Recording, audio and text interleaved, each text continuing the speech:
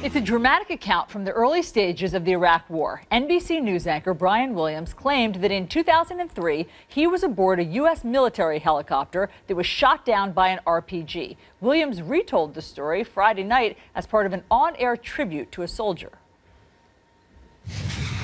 The story actually started with a terrible moment a dozen years back during the invasion of Iraq, when the helicopter we were traveling in was forced down after being hit by an RPG. Our traveling NBC News team was rescued, surrounded, and kept alive by an armored mechanized platoon from the U.S. Army 3rd Infantry.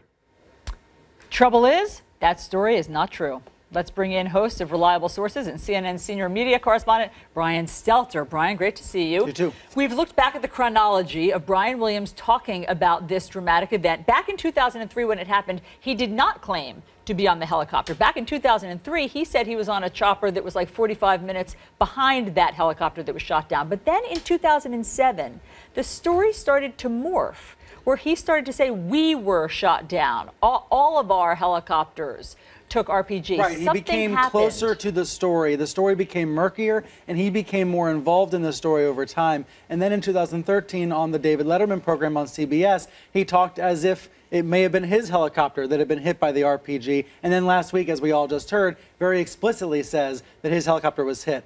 This just does not pass the smell test. You may want to believe this is an innocent mistake, but how could anyone conflate being on a helicopter that did not take fire and being on a helicopter that did take fire? I understand why there are so many people scratching their heads this morning wondering how in the heck did he get this wrong?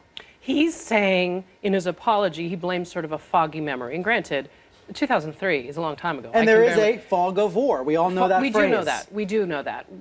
How does that sit with you? Well, I think the issue now is all those times in the past where, as you're saying, the story got murkier over time. That seems like it was maybe intentional and not just an innocent mistake. And the big question I think now on the table, what Williams did not address on air last night, is really how far he was away. Because if it is true, as Stars and Stripes newspapers reported, as some of the soldiers have reported, that his chopper was about an hour away, well, then why was he describing as if he was in the formation of 4 helicopters where this RPG attack happened? And if it was foggy, why keep bringing it up? If I don't remember something clearly, I have a tendency to just not keep bringing it up. Yeah, I don't know why you guys bring up the fog of war. I don't think it applies. Well, I'm just curious, because that's what the fog of memory. He's never mentioned fog of war. But the fog of memory is what I'm talking about, because things can get murky. I don't know about fog. I think memory is either right or it is wrong, and we're in the business of being right. But I mean, I also think you have to look at, well, how big a deal is this? And that goes to the apology. Did he bring it out in a sufficient way? Did he apologize in the right way? How much does this matter? Because my concern is, you got a guy who's been doing this job for a long time at a high level. Yeah. I don't know him. He's not a friend of mine. All right, so this isn't about protecting the collective. If anything, I feel opposite about the media in general. But you know what's going to happen.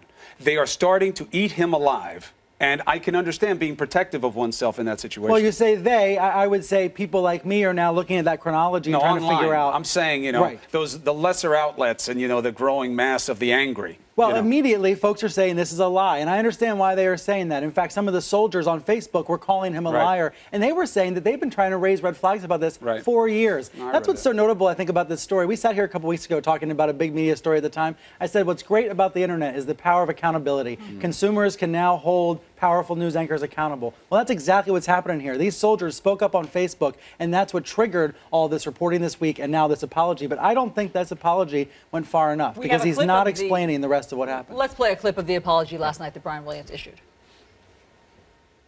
I want to apologize. I said I was traveling in an aircraft that was hit by RPG fire. I was instead in a following aircraft.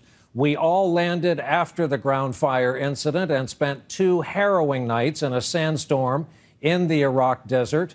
This was a bungled attempt by me to thank one special veteran, and by extension, our brave military men and women, veterans everywhere, those who have served while I did not. I hope they know they have my greatest respect, and also now my apology. What's wrong with that apology? He addressed what he said on air last week, but didn't address these other cases like on the David Letterman show in 2013. So I think it was a halfway measure and it wasn't going all the way. And he's not addressing why people are saying he is lying about this as opposed to making a mistake. 60 seconds on the nightly news is probably not going to be enough here to fully address this. And we should say, as you said, Chris, one of the most important news anchors in our country, the single most watched news anchor in our country. Trust and credibility is key here. Sure. Brian Williams has a lot of it. He has earned it over so many years, but this is a serious blow to that credibility.